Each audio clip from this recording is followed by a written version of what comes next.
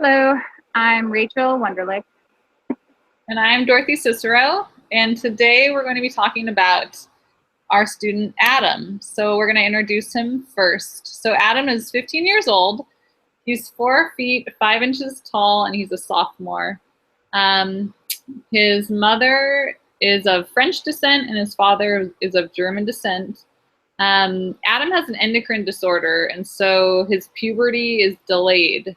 Um, he is very smart, but he can also be very angry.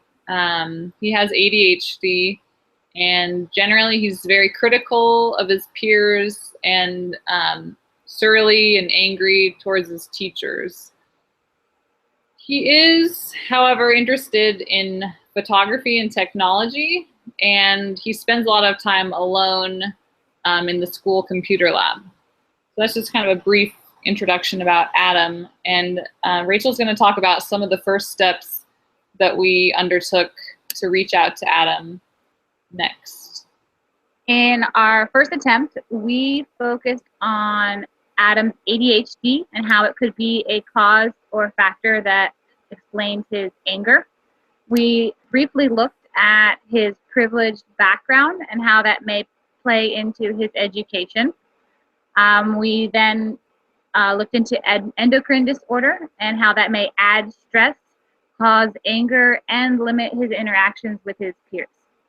Our action steps were first to observe the anger and kind of see what was causing it and what happened prior to and after.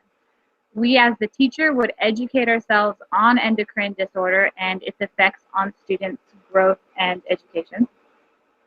We wanted to use technology, one of Adam's interests, as an access point.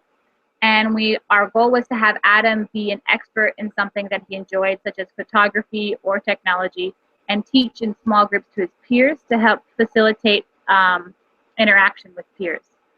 In response to our attempts, Adam scoffs at us and calls us a pompous oligarch.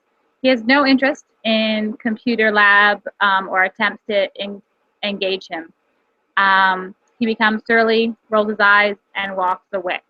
So those were the responses to our first iteration. So our second attempt will be explained by Dorothy.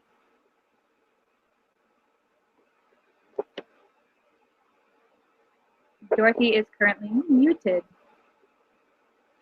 Thank you. Okay, so our second attempt to reach out to Adam was to figure out what some of his interests were and to use those as access points to better understand him and to reach out to him. So we decided that we would contact his parents to see if they had any useful strategies for getting him engaged or helping him to open up. And we also thought that having a positive relationship with Adam would in turn improve his peer relationships, and then that would lead to student-to-student acceptance of him in the classroom. So we thought that we would observe who he kind of interacts with in the class and who he gets along with, and then based on that, we decided to assign a group project, and in that way we could kind of like discreetly orchestrate his relationships and possibly help him socially, just kind of have that experience of working in a group and possibly fostering a friendship. And then another action that we were going to take was communicating with a few of his other teachers to gain maybe if they had any strategies or advice that they used with him that worked. And that action plan didn't really help us at all. None of the other teachers had any real advice for us. But then our final action plan, our next one was that we were gonna plan a field trip to an art gallery or a photography exhibit. And then, would kind of be doubly beneficial because it would interest Adam, but then it would also allow him to open up and really share his knowledge and his passion and interest for photography with his classmates. So he could kind of be the expert and feel like some self-worth and just have a positive experience with his peers. And then another action, our most recent action, was going to be getting him involved in some sort of an extracurricular or after school activity. That would help give him a sense of purpose, and it would also help give him a sense of self-efficacy and self-confidence. And also, it would just help him discover what his true interests are, and help him in the pursuit of those interests, and which hopefully would ultimately lead to an increase in his self-esteem and self-motivation. And there was a quote that I wanted to read from the American Psychological Association that said that research confirms that providing students with choice stimulates natural curiosity and motivation to learn. So really just getting Adam excited about learning and motivated. And also he would take a sense of ownership over an after-school activity, maybe even more so than he would with a class that he's obligated to take, like math or science obligated by the school. So he could really delve into something that interested him. And then another benefit that we thought the after-school program would provide is building those pertinent social skills. So again, like I said, fostering friendships, hopefully, and just in general, having peer interactions. And then I think that was it. Let's see. I can go from there. Okay. Following that advice, we also noticed him interacting more with Marcus. And so we looked into positive benefits of peer interaction. And Marcus is a popular sophomore and is popular among his peers. And so we looked at the interaction between the two as Marcus could help co-author Adam's life and specifically share his social skills and how he can navigate his peers' requirements well. And so hopefully that would be passed on and co-authored into Adam's life so that he can feel more confident and begin to feel more a sense of community among his peers. And in doing that, he then begins to give himself a bit more of an identity. So he's kind of searching for himself and where he fits in the school system. So as he interacts with Marcus and he gains those social skills and that confidence, he forms more of an identity, which, as we had discussed in class, gives him a sense of agency. And one of the last one of an additional action that we took was researching some of the benefits of a teacher improving student-teacher relationships. So even though Adam is a little bit surly towards teachers, really going the extra mile and encouraging that one-on-one relationship to build that sense of trust would give Adam a sense of community and really feel like he is part of something at school, and it improves and increases engagement in the schools. Did you want to add anything else to that, Dorothy? No, I think I'm good with that. Okay, so from here, maybe we could talk a little bit about our assumptions and our biases according to that fundamental attribution error. Sure, so I can start.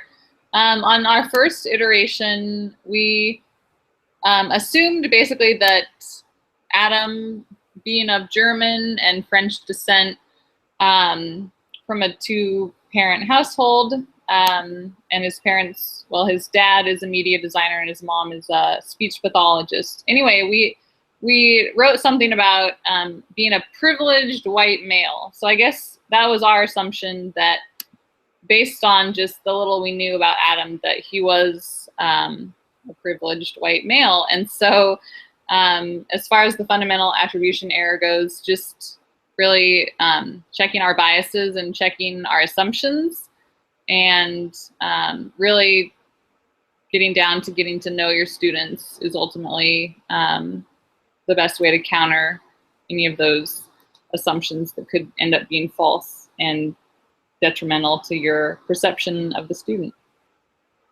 Another one that I had found is there was two. One is assuming that Adam has an identity and knows what that is.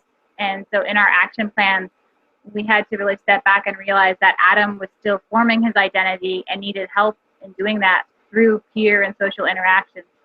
And so taking that into consideration when we were planning our actions and our attempt at engagement is that Adam is still going through that process of finding out what his identity is. So we could not assume that he already knows that.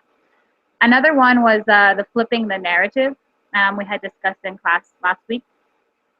This came into play during our third iteration. We had approached the interaction with Marcus and Adam at first as a negative one, and possibly the two giving off negative side effects, such as Adam's depression and anger might rub off on Marcus, and Marcus's drug or substance abuse may negatively play into Adam's life. But then we flipped that narrative and was looking at what is the positive benefit that could come from these two interactions. So that really made us stop and check our bias there and look at how can this be a positive interplay between the two. So from here, Dorothy, do you want to do one takeaway and then I'll do mine afterwards? Sure. So one of my main takeaways was just the fact that when you're thinking about your students and the issues or problems they may be having could be multifaceted and interrelated or connected. So I guess, for example, in Adam's case, his anger really, we figured out, or I guess figured out, was a symptom of his depression. So the two were really connected. And I guess it's just really important to consider when you're thinking about your students, how the issues or the things they may be dealing with a lot of times build off of each other or are related to each other. So really getting to the root of what is going on and helping your students is the best way to really reach them, is to look at all those different layers and how they might be interplaying or interconnected with each other. Was one of my big takeaways from this. My takeaway was always to remember what are the positive and what are the benefits that can come out of this. Oftentimes we were looking at the negative or detrimental effects of anything in Adam's life. So we need to step back and look at what are the benefits and what is positive that is coming out of the situation. Another thing that was a takeaway was in this iteration, we were often looking at solutions and how we could solve these problems, who we could talk to. We called the parents, we wanted to talk to other teachers. We were always trying to not diagnose, but to solve. And a big takeaway was to stop and talk directly to Adam and build that relationship and just try to understand where he's coming from.